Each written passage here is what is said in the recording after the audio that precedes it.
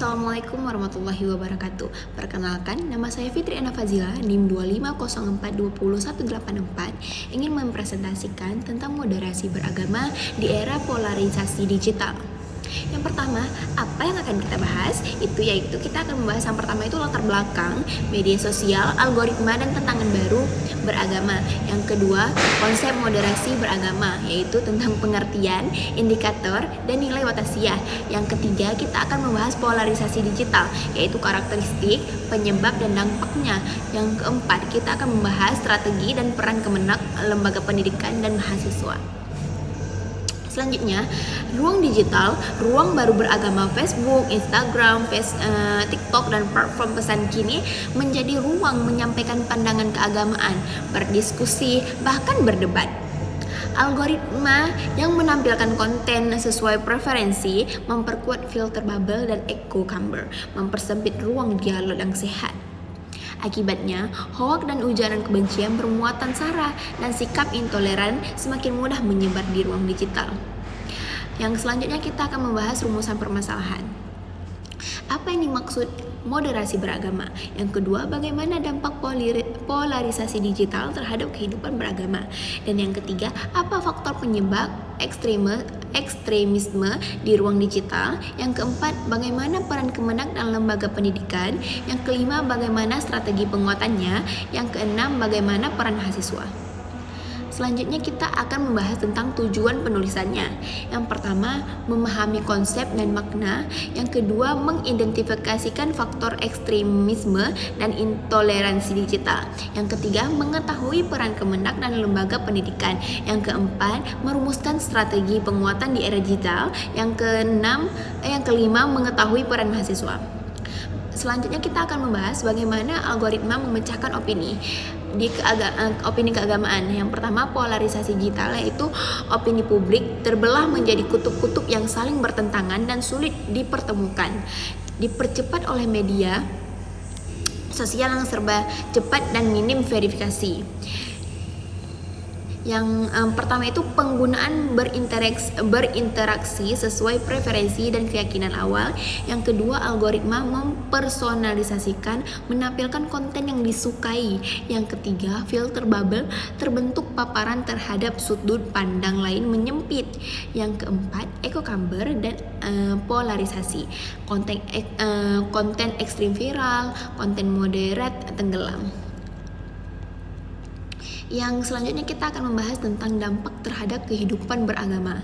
Yang pertama itu sikap eksklusif, merasa kelompoknya paling benar dan menutup dirinya dari perdebatan pandangan. Ujaran kebencian, label kafir, liberal, sesat disebar untuk membungkam perbedaan. Hoak bernuansa agama diinformasikan memicu kesalahpahaman dan konflik antar umat beragama. Setelah itu filter bubble dan echo chamber, memperkuat bias, mempersempit wawasan keagamaan. Literasi kritis menurun, reaksi emosional lebih cepat daripada klarifikasi kebenaran informasi. Yang selanjutnya itu faktor penyebabnya. Mengapa ekstremisme mudah tumbuh di ruang digital? Itu ada 5 faktor pendorong: rendahnya literasi digital dan keagamaan, dan mudah percaya informasi yang belum tentu itu benar. Selanjutnya, algoritma media sosial memprioritaskan konten kontroversial karena lebih menarik interaksi. Yang selanjutnya itu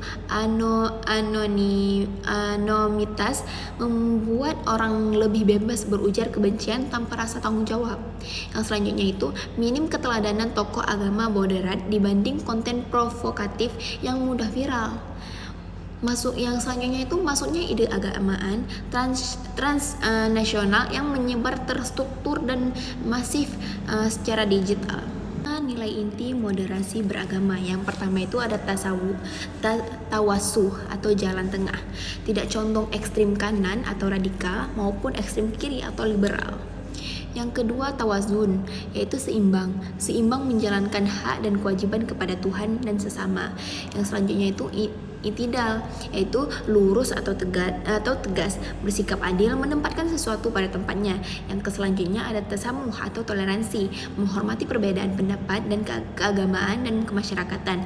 Yang selanjutnya itu ada hubnul watan atau cinta tanah air, semangat kebangsaan sebagai bagian dari pengamalan agama. Selanjutnya itu 6 langkah memperkuat moderasi digital. Yang pertama itu ada literasi digital, meningkatkan kemampuan dan memilih informasi yang tidak mudah terprovokasi. Yang kedua itu konten dakwah, moderat dan konten kreatif yang menarik di YouTube, Instagram dan TikTok. Yang ketiga itu ada pengaruh utama di kampus, yaitu penguatan kurikulum dan kegiatan kemahasiswaan.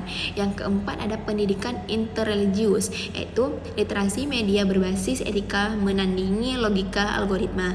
Yang kelima itu kolaborasi lintas sektor, pemerintahan, lembaga pendidikan dan tokoh agama dan platform digital. Yang keenam ada dialog lintas iman, ruang dialog langsung maupun virtual antar umat beragama.